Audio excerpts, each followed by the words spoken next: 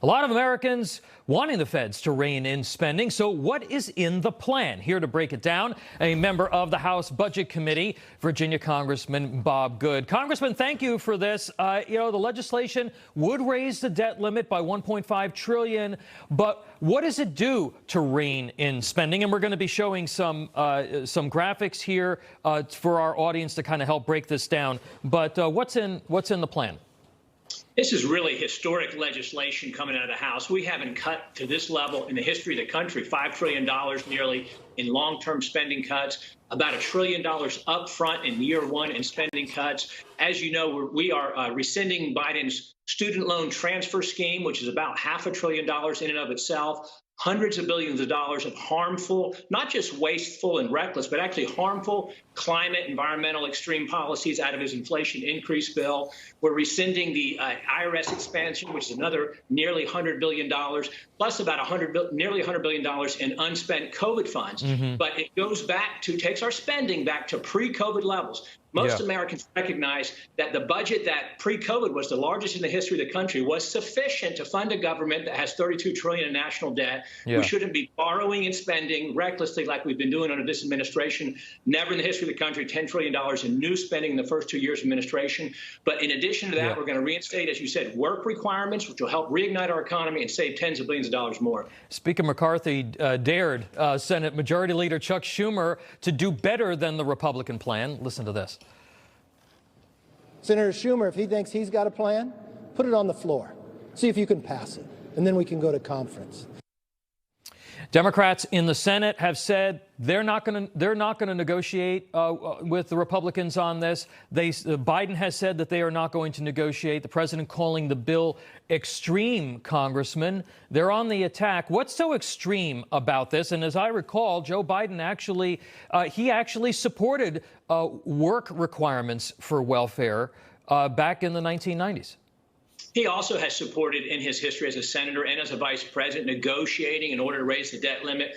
As you know, the Democrats are going back to their tired old playbook, trying to scare veterans, trying to scare seniors, trying to scare Americans on the cuts that we have proposed. But this is a fiscally responsible, reasonable plan. None of us on the Republican side want to raise the debt limit 1 cent, but this puts us on a path towards fiscal stability, fiscal responsibility. The Democrats cannot defend the spending that we want to rescind in this. As you know, it also reigns in the regulatory state. The REINS Act is part of our plan, which will require a vote from Congress on every major rule or regulation that comes out of Biden's agencies and departments, these unelected bureaucrats that are oppressing the American people. It reignites our energy independence again with our H.R. 1 bill that will bring back affordable, reliable American energy. So this is a good plan. 80% of Americans want spending cuts in return for raising the debt limit. And it's the House Republicans who are showing leadership. The Senate needs to take it up.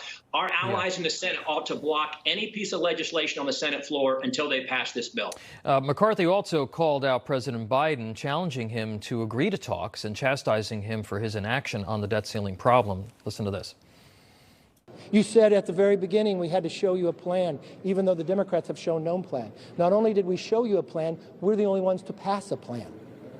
So I think it's up to you now. Whether the economy goes in any trouble, it's you, because the Republicans raised the debt limit. You have not.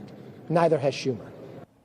Strong words for the president there from the speaker. But, Congressman, a lot of conservatives would say that spending at 2022 levels was too much. And a lot of these cuts are actually future spending or spending that hasn't happened yet. Is this a bold enough plan to satisfy what a lot of people want to see, and that's a more of a right sizing of these welfare programs and the giveaways and a lot of the other spending that we see coming out of Washington?